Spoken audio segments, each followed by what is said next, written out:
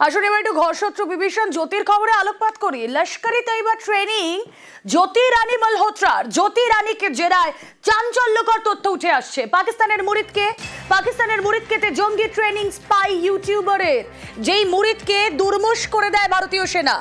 একটানা 14 দিন লস্করের ক্যাম্পে জ্যোতি রানী মালহোত্রা।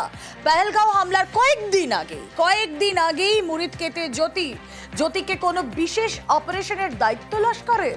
মিশন শেষ করতে দেশে ফেরে জ্যোতি রানী মালহোত্রা, কিন্তু তার আগে হিসার পুলিশের জালে ইউটিউবার, জেরায় জঙ্গি ট্রেনিং এর কথা স্বীকার জ্যোতি।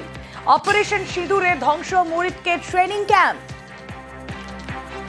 লস্করি তৈবা ট্রেনিং জ্যোতি রানীকে জেরায় চাঞ্চল্যকর সব তথ্য। আর কি তথ্য উঠে আসছে? মৈত্রেয়ী ভট্টাচার্য প্রতিনিধি রয়েছেন আমাদের সঙ্গে। মৈত্রেয়ী। রুবেলা, দেখো, অত্যন্ত চাঞ্চল্যকর এই তথ্য যে জ্যোতি রানী, যাকে ইউটিউবার এবং যার সাথে আইএসআই এর যোগ ছিল বলে জানা গিয়েছিল, কিন্তু যত তদন্ত এগোচ্ছে এবং বিচার পুলিশ এবং তদন্তকারী সংস্থারা যত জিজ্ঞাসাবাদ করছেন, তত কিন্তু জ্যোতির ভেতর থেকে একের পর এক সত্যি বেরিয়ে আসছে।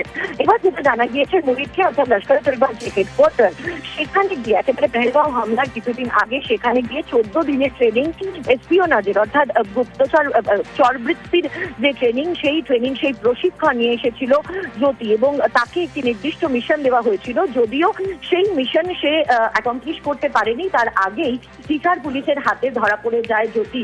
এবং ফলে বোঝাই যাচ্ছে যে জ্যোতি যে শুধুমাত্র যোগাযোগ রাখছিল বা আইএসআই কে তথ্য পাচার করছিল তাই নয়, একেবারে পুরোদস্তুর গুপ্তচর বৃত্তির জন্য প্রস্তুত হয়ে গিয়েছিল। গুপ্তচর বৃত্তি সে করছিল, তার ট্রেনিং তাকে দেওয়া হয়েছিল, এবং সেই ট্রেনিং দেওয়া হয়েছিল এমন এক জায়গা থেকে যেটা লস্করে তৈবার হেডকোয়ার্টারকে অপারেশন সিঁদুরের সময় গুড়িয়ে দিয়েছে ভারতীয় বাহিনী। সেই মুরিদকেতে গিয়ে ট্রেনিং নেওয়া হয়েছিল। হয়তো হতেই পারে যে পেহেলগাঁও হামলার সাথেও সরাসরি কোনো যোগ থাকতে পারে, সেই বিষয়টাই কিন্তু তদন্তকারীরা এখন খতিয়ে দেখার চেষ্টা করছেন। তার কারণ যেটা জানা গিয়েছে যে জ্যোতিকে পেহেলগাঁও হামলার কিছুদিন আগেই পেহেলগাঁওতে দেখা গিয়েছে, ফলে সেখানে দাঁড়িয়ে তাকে যে মিশন দেওয়া হয়েছিল লস্করে তৈবার তরফ থেকে, তার পেহেলগাঁও হামলার সম্পর্কিত বা সেই সংক্রান্ত কোনো মিশন দেওয়া হয়েছিল কিনা, সেটাও কিন্তু তদন্তকারীরা এখন খতিয়ে দেখছে। বেশ।